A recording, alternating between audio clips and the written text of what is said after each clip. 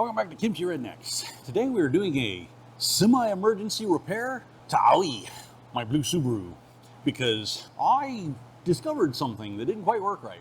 Once upon a time, in the last video, a long time ago now, like 2 years ago, I put a Verus Air Oil Separator kit on.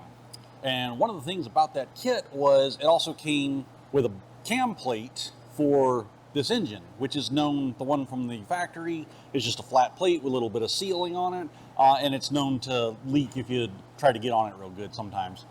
So the thing about that kit was the air oil separator fed into a line, which fed into a mount point on that cam plate, so it was a closed system. It had blowback right back into the crankcase, which I liked. Unfortunately, the hose that goes from the cam plate to the air oil separator is like much too long, at least from the mounting points that I could get, and it was hard to mount. I found out at some point last week when I was looking at something else, because I was smelling hot oil, and that's not generally a smell you like to just randomly have, and found that the hose that goes to the mount on the back plate had worked its way loose because of the pressure sitting on it. Which, to be fair, 2 years, I mean, it took 2 years to work itself loose. Well, that I know of. That you know of. But I feel like you would have smelt the oil before now. Well, I have smelt it on occasion, and the reason that I smell it on occasion is that it's not coming out of the engine, it's coming out of the air oil separator. And once it separates enough oil out of the air and comes down that hose, it gets enough air pressure on it, it drops like a drop of oil. And this is where it could have been dangerous, but wasn't, luckily for me. It was dropping that oil on the exhaust. Now, fortunately, when I did my exhaust, I header wrapped it all the way back to the catalytic converter. Yeah, so we wrapped that thing. So it's dropping on that header wrap, which just means that it's on the outside of that fiberglass and it just kind of smokes away. But there are many things in a car, gasoline being the most obvious, that are flammable. Oil in and of itself is flammable at certain temperatures. Fortunately, it's not dripping directly on the metal of the exhaust, it's dripping on the wrap, so my car has not burst into flames. So, we're going to fix that today. So, let me show you a little bit of what I'm talking about here. Hold on a second. All right, so welcome to awkward angle number 1 here. If you can see, let me see if I can get my hand down here so I can point at what I'm talking about. This blue bit right here is the cam plate on the back of the engine block. So there's that little black looking aluminum piece that screws into it, and then there's that AN fitting. That AN fitting is the bottom of the hose, which, it's not a good angle here, comes up to the air oil separator on the bottom side. So what I've got to do, I spent a minute looking here, because the bracket that this is mounted to mounts under the battery tray and back on the firewall here. So I've got to take the battery out to unmount that bracket so that I can get some movement on this so that I can screw everything back together. Sounds like fun.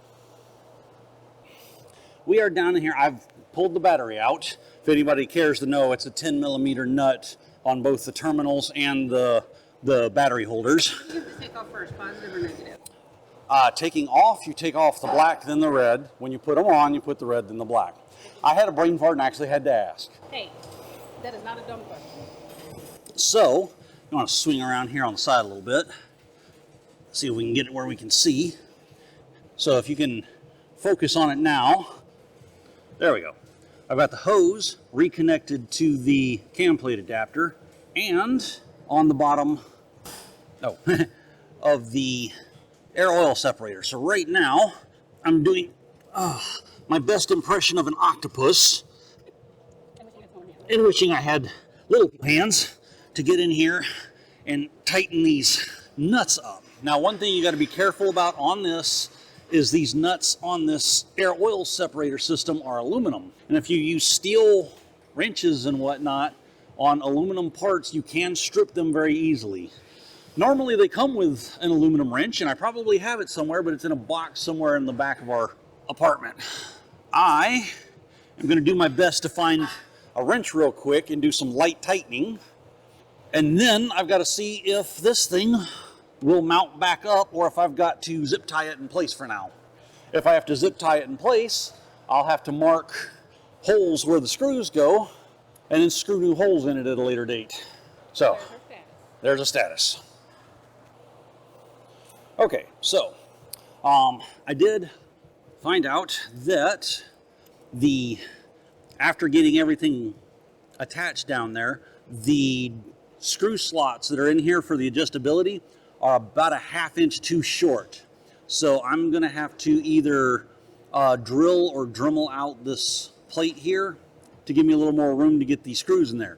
So I'm doing a little redneck engineering here to make sure that this doesn't just bounce all over the place. So I've done them across the bracket, which is kind of hard to do because this thing's kind of a upside down pentagon shape, so these are smooth and angled. I've cross tied them there with that one, hopefully to keep them from slipping. And this one I'm going to do around the edge of this bracket and hopefully keep it from, that's relatively in place.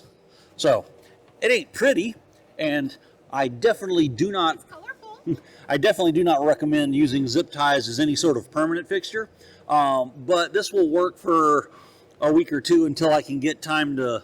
I'm gonna have to come back in here, pull the battery out, unmount this plate, and drill out those holes, and that's gonna take a few minutes. But we don't have the Dremel or the stuff we need to do that today. Not with us, no. And we're on a timeline, so.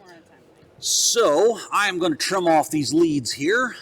We're going to put the battery back in place, and then I'm going to do an oil change. So we'll be back.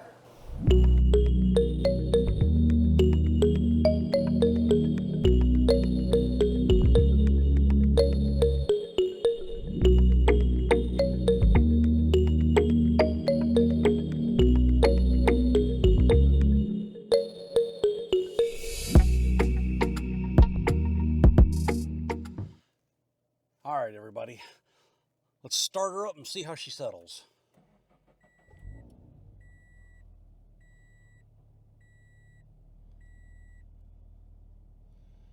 Well, she's idling pretty good.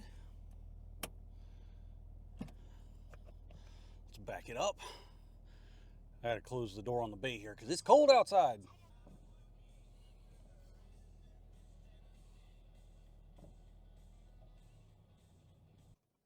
All right, so little fact, when pulling the battery, it resets all my gauges, so my average miles per gallon, which was floating around 18.2, basically had been since I got to Korea. So it reset everything, and the trip home from the garage, I'm floating at about 17.2. I got up to almost 20, but then I had some stop and go traffic and it came back down. We will see how that ends up coming out. I'll try and put an update in the comments after a couple weeks. Since I'm going to have to go back in and take that bracket out, I'm going to have to take the battery out again, so that's going to reset everything again. But I can say that after retraining the gas pedal, because the computer's got to relearn everything because I just unpowered it, it's idling a bit better, and it's got a little more grunt in first gear off the line, so I'm guessing whatever little bit of vacuum loss I was getting from that hose not being connected properly is hopefully resolved. So I am going to get out of the car here, head back up in the house, and we will see y'all next time.